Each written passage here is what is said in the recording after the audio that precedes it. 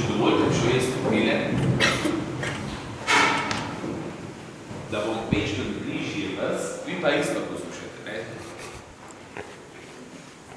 V posnem času smo in Jezus gre tudi za posni čas 40 dni v puščavo. Takoj, ko je bil v reki Jordan krščen, gre on v puščavo. Za 40 dni. Številka 40 v Svetem pismu pomeni celota. Tudi Izraelci so 40 let potovali iz Egipta v obljubljeno deželo in vmes so se cel rod prečistili.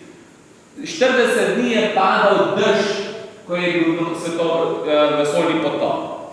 40 dni je bil Mojzes, 40 let je bil Mojzes v Egiptu, v puščavi, pa potem še 40 dni je bil pri tastu Jajru. Številka 40 ima poseben pomen, je neka celota, je zaključena vrednost, je čas spremenitve. V tem obdobju se človek lahko spremeni.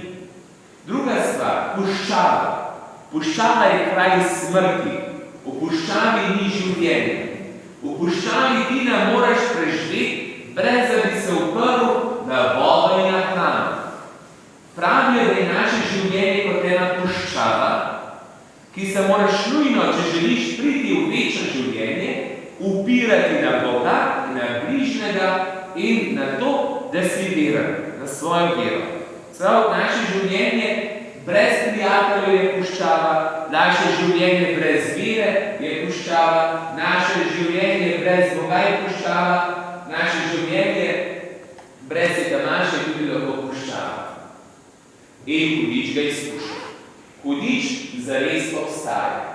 Hudi duh res prežina človeka, kakor lev, ki ga hoče požreti. In kdo je hudi duh? Kdo je hudič? Je angel, ki je jezen na človeka. Zakaj je jezen? Zato, ker ima Bog rajši človeka, kakor angel. In zato je on ljubosumen. In hudič hoče, da bi tebe naredil žalostnega, da bi greh naredil, da se oddaviš od Boga, boš bolj nesrečen, takrat se ti pa smeje. In zato nam hudič daje skušnjave. In Jezus se je srečal s 3 različnimi skušnjavami. Najprej je skušnjava, da bi iz kamna naredil kruh. Skušnjava požrešnosti. Skušnjava imeti. Skušnjava veti zase zagrabiti. Skušnjava, recimo, biti požrešen, ko zvečer, ki gre spat, ti že zobe umiješ, ampak veš, da ima mami v omari skrito polkilsko čokolado. In tebi ful pasala in ni ne tvoja, veš, da ne smeš, ampak joj, ko bi sami košček. Potem se pa mogoče, da res se odločaš, ko je košček vzel figo, tako da zelo poješ. To je skušnjava pol zapeljati. Skušnjava, sej bom jutr naredil domačo nalogo, sej jutr še caj. Prelaganje. To je tudi skušnjava zase nekaj narediti, pa zase imeti. Fajn, da se bom dobro imel. Na konec pa je švicaš pred uro, ker imaš domačo nalogo, od koga pripisuješ. Skušnjava, da bi je ukradil. Ko ima kakšno sošolka, kakšno stvar, ki ti je všeč, jo je zbitu to imel. In potem si kar najbolj jezen, zato ko urmaj spane in si ljubosumen. To je skušnjava, prva skušnjava, ki nam je hudič zelo pogosto daje in velike ljudi se tukaj najdemo. In da si potem kar malo žalosten, pa razočaran, pa jezen, pa nekaj še ga se grdo držiš.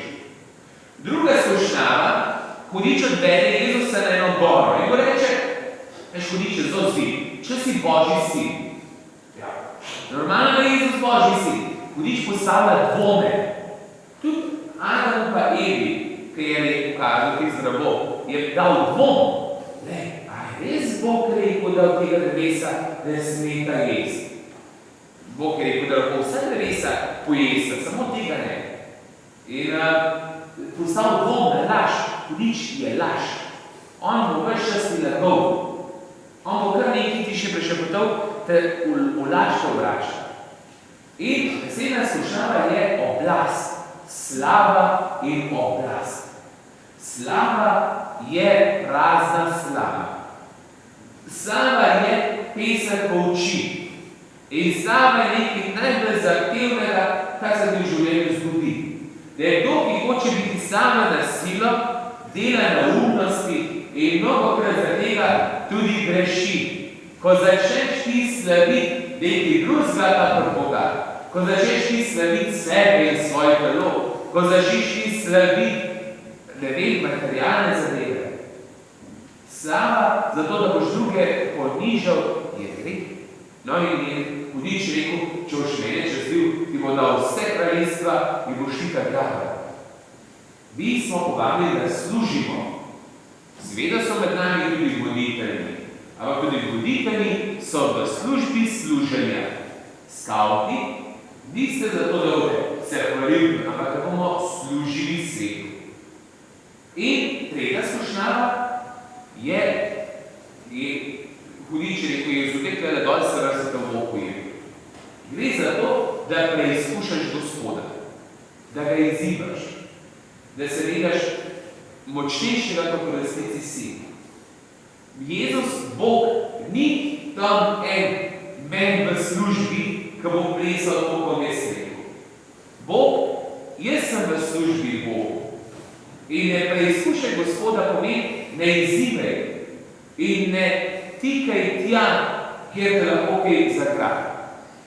Če boš tam roko dejal in medvedu, pa se je pride po Bog vrvol, pa če te omeni pojedu, ja, to ne pomeni, da te Bog ni vrvol, to pomeni, da ti to sumr. Razumete?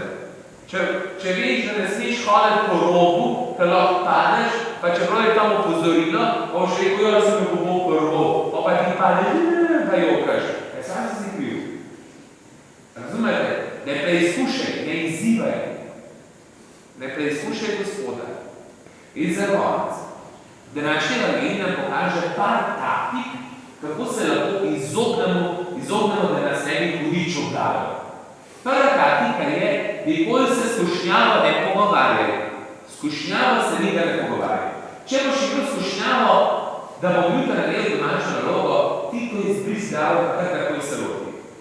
Če boš imel skušnjavo, kako bi nekoga opravljal, hiter zapri usta, reč, Gospod, ostani straža pod moje usta in pravi ti zapor.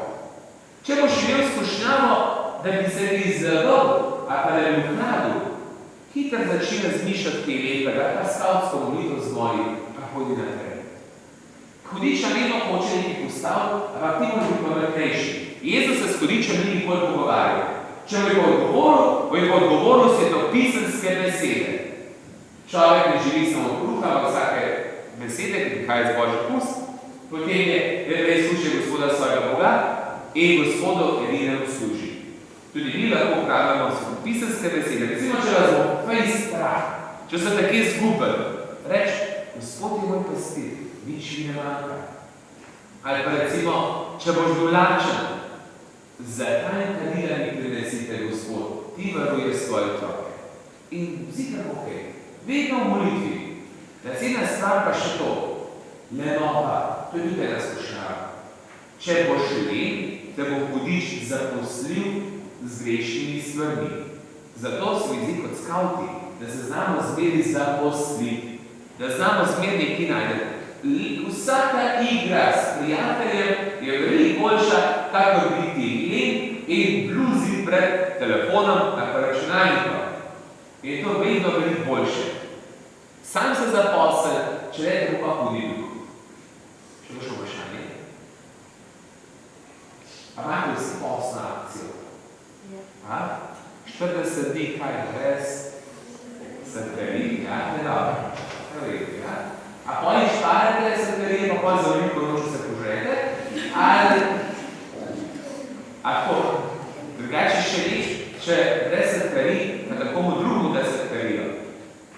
Ker je potem to še notaš dobrodelnosti. Kaj me pa še 40 dni brez mobitela? Ali z manj mobitela? Manj mobitela, ok? 40 dni prijazen do staršev. Vrh prijazen do staršev. Zdaj, jaz sem tudi to, zaposli čas 20 kari, pa 40 dni brez alkohola, pa ne da bi bil zdaj pijanc, ampak vidim pa, da so hitrčo, pa pride, pa kaj pozarača, on in zemljaš nekaj. In tudi solidarnost in ljudi, ki za pola trpijo. Potem pa 40 dni, jaz se tudi moram čistiti telefon. Tako meni tudi hitro zapele, da se zelo hitro na telefonu kar preveč in se je kot TikToka pa stopne, TikTok je sam si delije. So da tukaj da vsebine gor se to ne traje. Tako da se tudi jaz mobil čim manj. Klici, kar je treba, pa če se kaj mora zupatan zmet po sporočili, to je pa to. Da bi pa kar zemlji, ki tam raje bi bral. Berete kaj? Tako, en lep posli čas, dragi svaki. Se vidi, da posli čas je prav za scout, zato ker je tem kar malo adrenalina. Adrenalin je v poslu, da se moraš malo odpovedati pa tako. Tako da rajžno in vse lepo. Zdaj pa skupaj zvolimo mero. Verujem velikega Boga.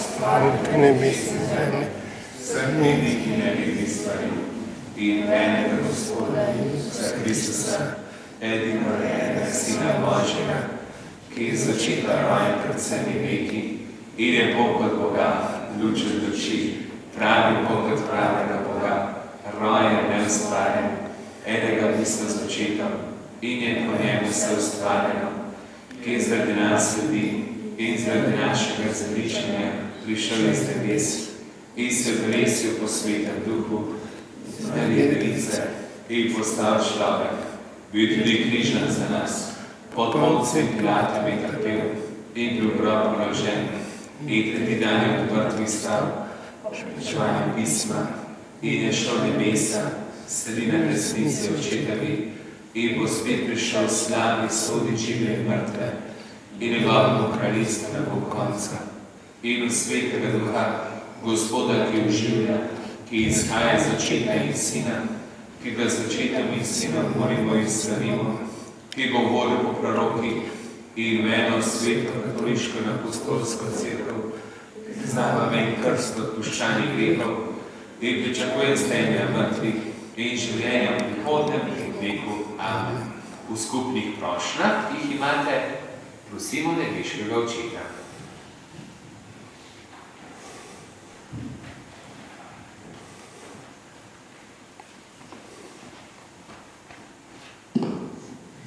Gospod, prosimo te, da bi se lahko še naprej udeleževali srečen in se imeli tako dobro, kot smo se imeli do sedaj. Prosimo te, usliši nas. Gospod, prosimo te za mir na svetu in dobro medsebojne odnose. Prosimo te, usliši nas. Gospod, prosimo te za voditelje, da bi bili še naprej tako zagnani in nam pripravljali dober program. Prosimo te, usliši nas. Dobri Bog, prosimo te za naše družine, da bi nas še naprej spodbujale naše nadaljnje odločitve. Prosimo te, usliši nas. Dobri Bog, prosimo te za vse uboge otroke, da bi bili v prihodnje imeli lepše življenje. Prosimo te, usliši nas. Vse to te prosimo o Kristusu našem Gospodu,